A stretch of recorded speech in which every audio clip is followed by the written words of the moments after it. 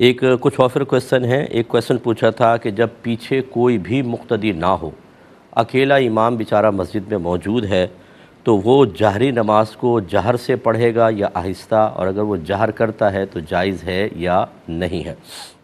اور انہوں نے ایک ویڈیو بھی بھیجی، اب پتہ نہیں کہ اے آئی ٹول سے فیک بنائی تھی کہ نہیں، کیونکہ جب امامت اکیلا کر رہا ہے، ویڈیو بنانے والا کون تھا، تو یہ ڈرامہ بھی ہو سکتا ہے، لیکن مجھے ویڈیو بھی بھیجی ہے. بہرحال تو خلاصہ کلام یہ ہے کہ اگر کوئی بھی مقتدی نہ ہو، امام اکیلا پڑھ رہا ہے، تو اب وہ امام نہیں ہے، وہ اکیلا منفرد کے حکم میں ہی ہے. یقینی سی بات ہے، جب کوئی پیچھے ہوتا ہے تو جہر واجب ہوتا ہے. اکیلا آدمی نماز پڑھ رہا ہو تو جہری نماز کو چاہے وہ جہر سے پڑھے چاہے آہستہ، دونوں کا اختیار ہے.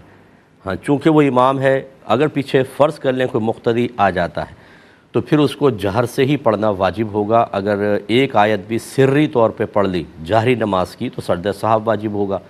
اس لیے انسب یہ ہے کہ ہو سکتا ہے آنکھیں بند کر کے پڑھ رہے ہوں تو بلند آواز سے ہی پڑھ لیں تاکہ چلو. اور اگر کوئی یقین ہے کہ کوئی مقتدی آتا ہی نہیں ہے مسجد میں، بعض گاؤں کی مسجدیں ایسی ہوتی ہیں، تو وہاں وہ بغیر جہر کے بھی پڑھ سکتا ہے. لیکن جہر سے پڑھنے میں تو کوئی مسئلہ نہیں ہے، اور بہتر یہی ہے کہ کسی کے آنے کے امکانات ہوں تو جہر کے ساتھ پڑھیں.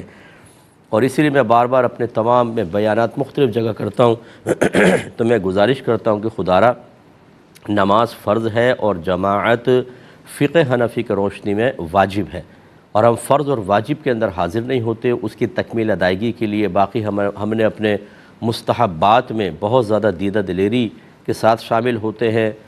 نعت خوانیوں میں ساری رات بیٹھتے ہیں. گھر میں کوئی آیت کریمہ کا ختم ہو جائے 30-40 اس میں 2-2, 3-3, 4-4 گھنٹے ہم لگا دیتے ہیں، جس کو میں ناجائز نہیں کہہ رہا ہوں. اگر شریعت کے دائرے میں رہ کر صحیح نیت کے ساتھ اور تعلیمات علماء کی روشنی میں ادا کیا جائے